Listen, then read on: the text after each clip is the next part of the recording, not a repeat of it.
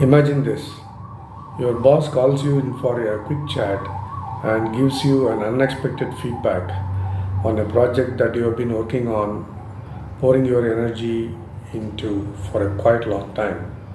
How do you respond? Do you feel defensive or anxious or maybe even frustrated? Or how do you see this as an opportunity to grow or improve yourself? Today, we are going to uncover how to transform these moments of criticism and conflict into a powerful catalyst for personal and team success. Welcome to this session. This is Gokul for Business Doctor. Studies have shown that unresolved workplace conflicts cost your organization thousands of dollars per employee each year. Imagine this impact, and if these conflicts were transformed into growth opportunities instead, how much money you could have saved. Today I will share the insights on how to make the shift using criticism and conflict as a tool for innovation, collaboration and career growth. In case if you are having trouble in facing criticism and conflict in your organization, fear of confrontation or miscommunication and escalations, emotional reactions, lack of or fear of having negative impact in your career growth, struggles in receiving constructive feedback, or difficulty in maintaining professional relationships, or if you have struggles in diplomacy, or you have got a cultural or generational differences in your organization between yourself and your superiors, or inconsistent feedback mechanism. If you are having any of these pain points, I wish you watch this video fully, because we are going to discuss quite a lot of stuff in understanding this and the techniques behind this to overcome this conflict and criticism so that you can improve upon. First, let's try to understand what criticism is all about. Feedback aimed at prompting change is not a personal attack. You should know the difference between a personal attack and somebody giving you a feedback. What a conflict is? A situation a situation wherein threats are perceived to individual needs arise from differences. There are different types of conflict. People can distinguish between interpersonal or between individuals, or it could be structural, between two systems or processes. First, let's try to get into more definition of criticism so that you know where to solve it. Criticism in a workplace context refers to a verbal or written feedback provided to individuals or teams about their actions or behaviors that need improvement. Criticism is intended to be a constructive dialogue aimed at prompting change for better performance, efficiency, or behavior. It is important to understand that criticism, when delivered properly, is not a personal attack but a tool for professional development. Constructive criticism is specific, actionable, and focused on behavior or outcomes, not on the person themselves. That you need to remember. Now then, what is a conflict? Conflict in the workplace arises when there are perceived threats to individuals or collective needs, interests, or values due to differing viewpoints, desires, or external pressures. These differences can lead to disputes or clashes between colleagues, departments, or groups within the organization. Conflicts might manifest as disagreement over any decisions, competition over resources, or clashes in personality or work style. Effective conflict resolution involves understanding the underlying needs and finding solutions that addresses those needs, thereby turning potential adversities into opportunities for organizational improvement, and in the process personal improvement also. Criticism and conflict can arise from various sources, maybe from your colleagues, from your managers, from clients, or maybe from your vendors. So you need to understand the types of conflict when you are dealing with such kind of personalities or personas. If it is an interpersonal conflict, then this type occurs directly between two or more individuals within the organization. That's literally a fight. It often stems from personal differences, miscommunications, misinterpretations, or competition. Interpersonal conflict can also arise from external pressures that exacerbate personal sensitivities or disagreement. The resolution often requires direct communication and mediation strategies to address personal feelings and resolve misunderstandings. If it is a structural conflict, structural conflict can occur within the framework of an organization's processes, structures, or resource allocations. These conflicts are not about personal differences but are rooted in the systems within which people work. Examples like disputes over resource distribution of this team is supposed to get X number of resources and that team is allocated. So there is a difference. Disagreements about roles and responsibilities. Conflicts arising from organizational changes. So resolving structural conflicts typically involves analyzing and potentially redesigning organizational processes to ensure fairness, clarity, and efficiency. You need to understand what are the causes or sources of conflict. Differing communication style is very, very important and is a major contributor in a cause of conflict. Cultural background is another cause. Personal values can affect personal and organizational values. Differing communication styles. The way I communicate, the way you communicate or receive could be completely different. So this could lead to misunderstandings. Assertive and passive styles. And assertive communication tends to be direct, straight, and state their needs clearly, straight. While passive communications may avoid confrontation, often leading to misunderstanding. So this also makes quite an impact in the conflict. Direct versus indirect. In some cultures, being direct is appreciated and seen as honest, whereas in some other cultures, it might be viewed as rude or evasive. Indirect communications, while polite, possibly deferential, can confuse those who expect directness, leading to missed cues and misunderstood intentions. The moment it is misunderstood, the whole thing goes for a whack. Effective communication in a direct or diverse workplace requires awareness of those differing styles and an effort to adapt or meet halfway, ensuring that clarity and mutual understanding. So I come from here, you come from here, so we'll take a middle path. The cultural background is one of the main reasons of causes of conflict.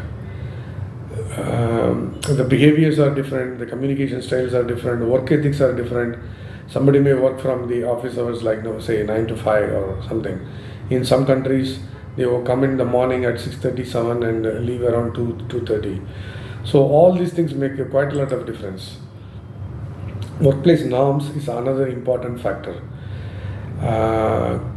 The communication nuances, for example, the language, for example, or non-verbal communication like body language or eye contact or physical space, that makes quite a difference in the reason for a conflict.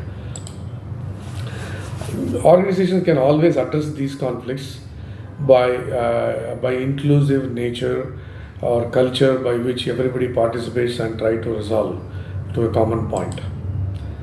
In the same way, personal values and that guide an individual's behavior, influencing their decisions and actions, right? So when such people get into the conflict, they can come together, sit together, express their views, understand each other, and come out with a resolution mechanism, so that these causes can be avoided. But otherwise, it will create a cause. It will create a conflict. There are some dilemmas, like ethical dilemma, which causes a conflict. For example, employees may face issues or ethical dilemmas when their personal moral standards conflict with the actions of expected of them by their workplace. In case if a company prioritizes profit over environmental responsibility, it may clash with the personal value of employees who prioritize sustainability or environment or greener values as their prime. So it could be that way.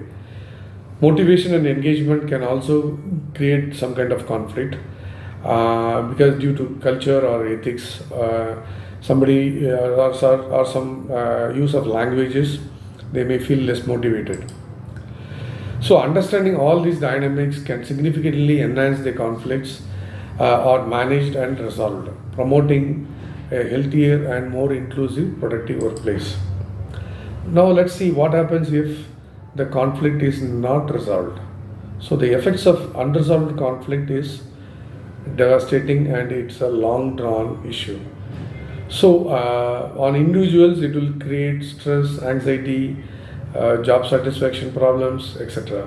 On the organization side, it creates decreased productivity or high turnover rates or damaged team dynamics. So your product, your client suffers, your product or services suffers, etc.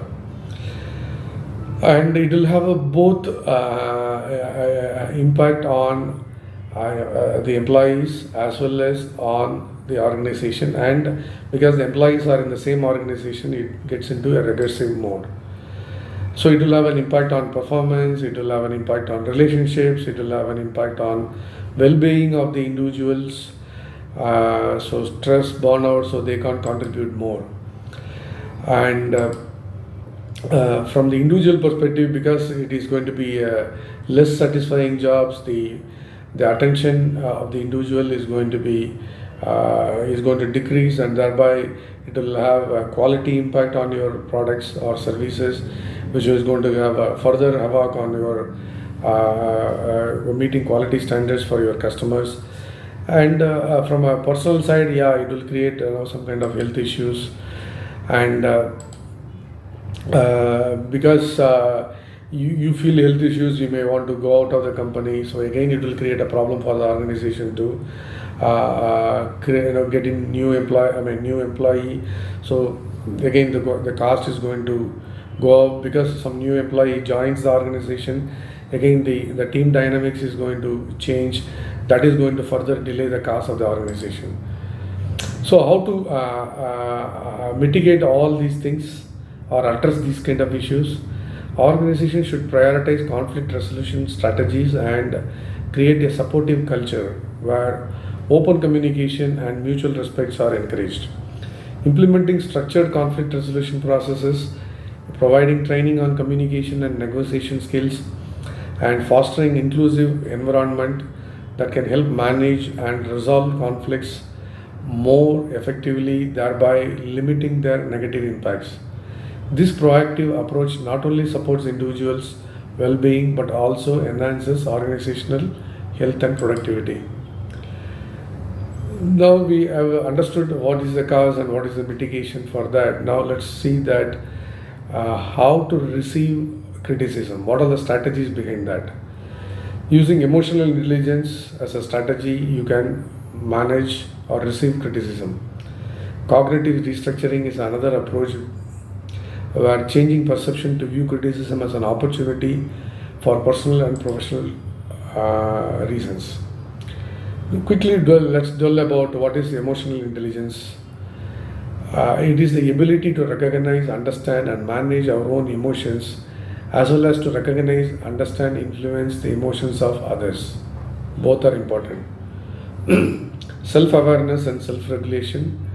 is the next important aspect, which means that you need to have empathy when you are discussing doing your role. You need to know what are the empathetical components, either explicit or hidden in your role, so that you understand the person providing the criticism, which can reduce defensive responses and promote an open dialogue. The benefit obviously is that better outcomes by keeping the conversation productive or constructive. So you don't have a stress, you don't have other burnout related problems, and it will enhance the team working, collaboration and understanding. Cognitive restructuring is viewed as a psychological technique that involves identifying and challenging negative or irrational thoughts and replacing them with more positive and realistic thoughts. So you need to identify what triggers that negative thoughts. So reframe that narrative and set a growth mindset for yourself so that you rephrase that negative into a positive thing. I'll give you a practical example here. For example, a presentation can lead up to a specific actions to enhance public speaking skills. Suppose somebody is going out to speak, so somebody gives a negative feedback. So you need to look at this as a positive way instead of taking the negative narrative, taking it as a converting that into a positive thought and make it as a positive narrative, and then go out to speak on public. You can use some visual techniques. Somebody can write it on board, somebody can make you watch a movie and get to know from there and what does it imply here. So there are multiple ways to receive the criticism, and you should be open. That's the point. So when you know that these are the strategies, how do you prepare yourself for receiving criticism? First and foremost is the self-awareness, and you need to know what is your strength and weakness, so that when somebody tells you about your criticism, you should know that in which area it falls into, and accordingly develop the mindset to view the criticism. The next strategy is when something comes to you as a feedback or criticism, ask about that in a very specific way, and encourage some kind of open communication and seek feedback from trusted resources or trusted friends. Self-awareness is the key here, and if you don't understand yourself, everything will go for a toss.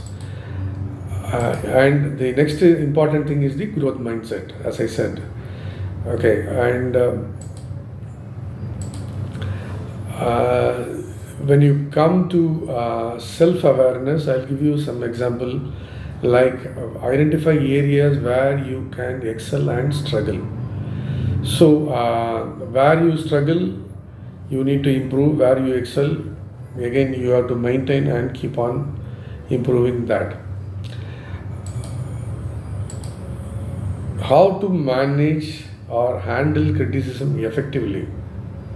Okay, now you have received the criticism, you got the strategy, you received the criticism. So once you receive the criticism, what is the best way to handle that? First thing is stay calm, composed. Take a deep breath, maybe count 10, 1, 2, 3, 10. Second, active listening.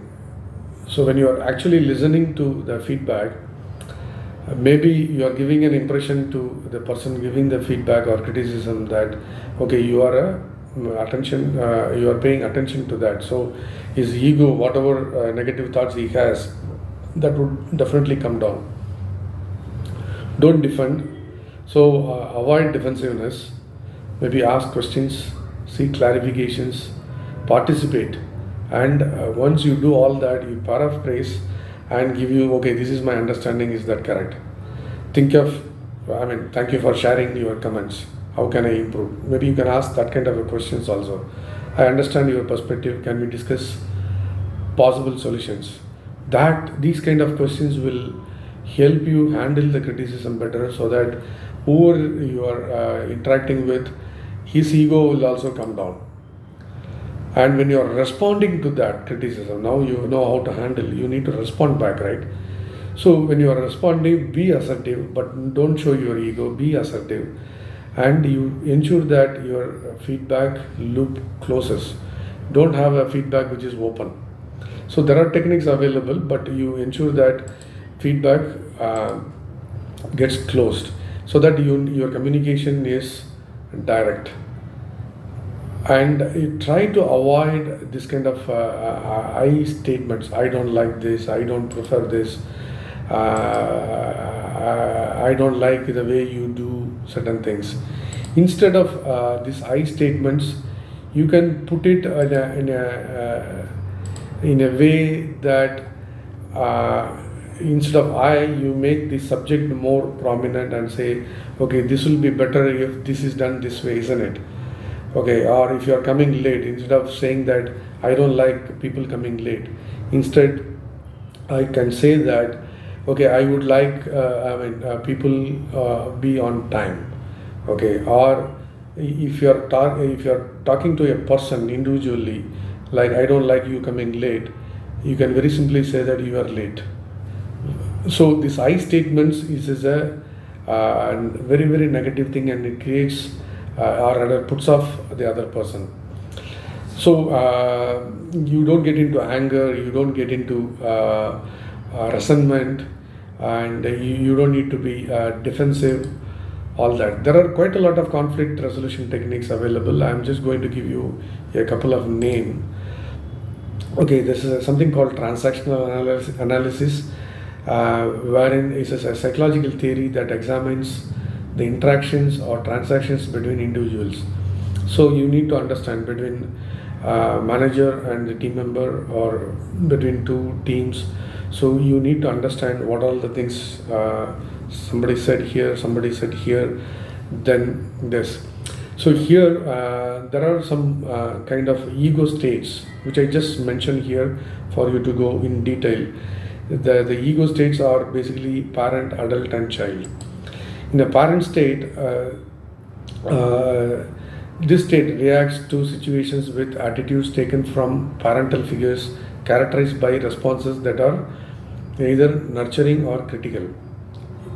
In the adult type or adult state, this relates to direct responses to the present situation based on objective assessment of reality. Communication from the adult ego state is most effective for resolving conflict, as it is rational and non-emotional. In the child state, this state reacts emotionally to situations, reflecting behaviors and feelings experienced in childhood. So it is more of a reaction rather than a response. So by identifying which ego state we and others are operating from in the conflict resolution, we can adjust our approach to communicate more effectively and resolve conflicts. For example, striving to respond from the adult state can help discussion rational and focused even when the emotions run high. There are other resolution approaches like simple techniques like avoiding. This approach involves deliberately ignoring or staying away from the conflict rather than confronting it.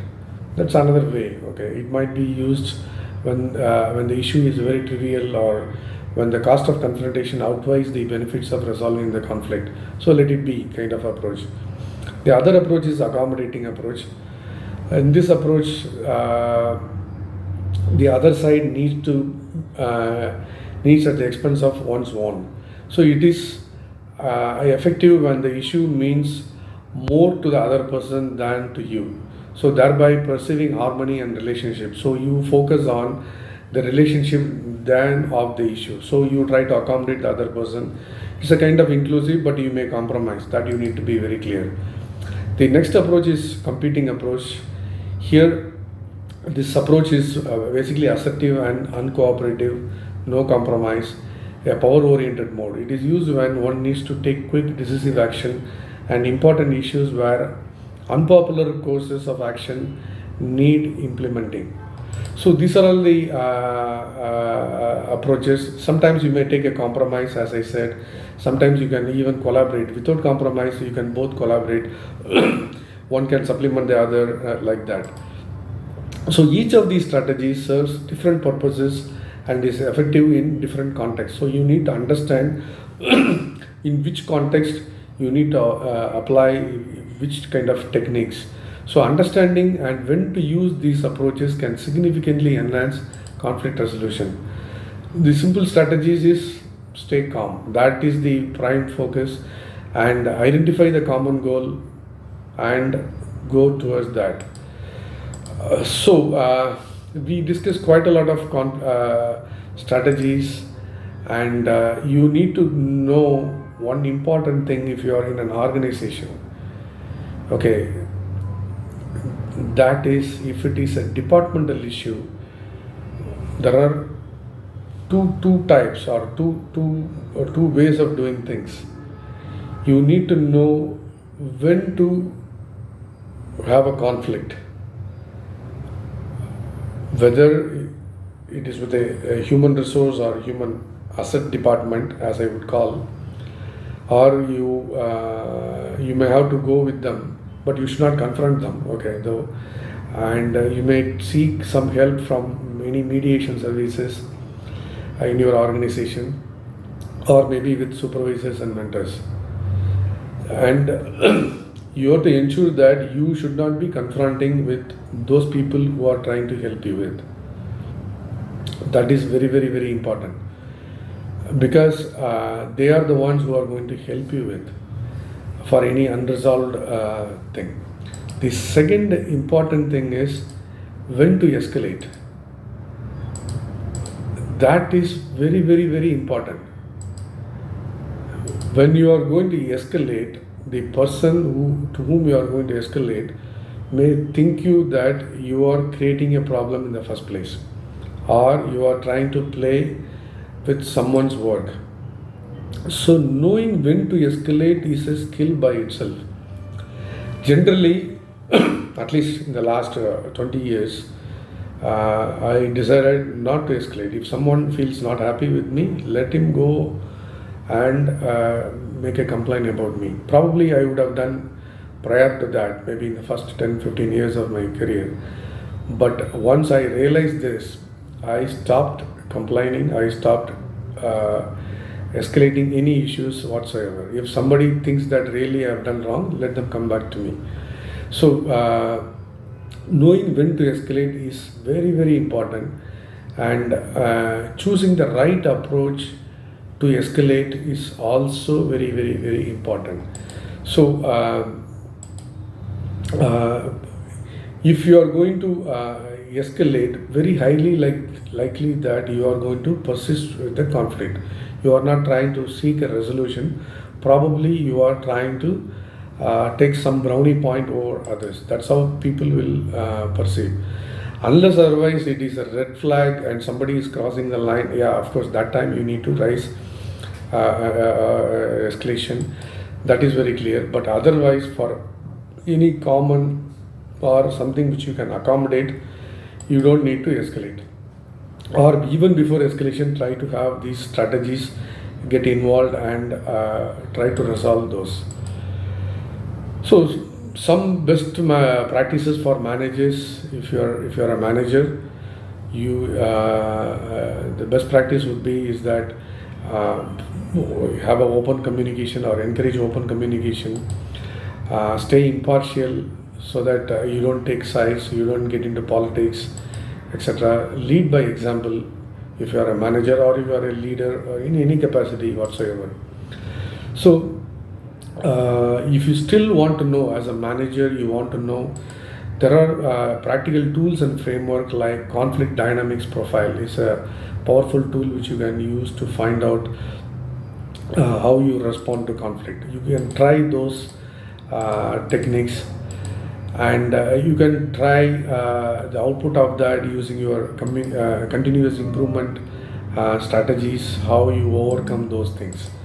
So or maybe through identify a mentor and use mentor for that. So in effect, what we have discussed so far is that we discussed about the causes of conflict and how the unresolved conflicts are going to have a havoc on you, and some strategies how you can overcome or resolve these conflicts, and some best practices or some tools and techniques by which you can resolve these conflicts. So the important takeaway is that self-awareness and effective communication, emotional intelligence, collaboration, relationship building, etc. Just I want to tell you here one Max Lucado's statement: conflict is inevitable, but combat is optional. So combat is nothing but the way you respond. So hope you find this video useful, and if you have got any comments, or if you think I can help you with, please give your comments. We can get in touch with each other, see how I can help you with. Thank you. This is Google. Thank you for watching this. Cheers.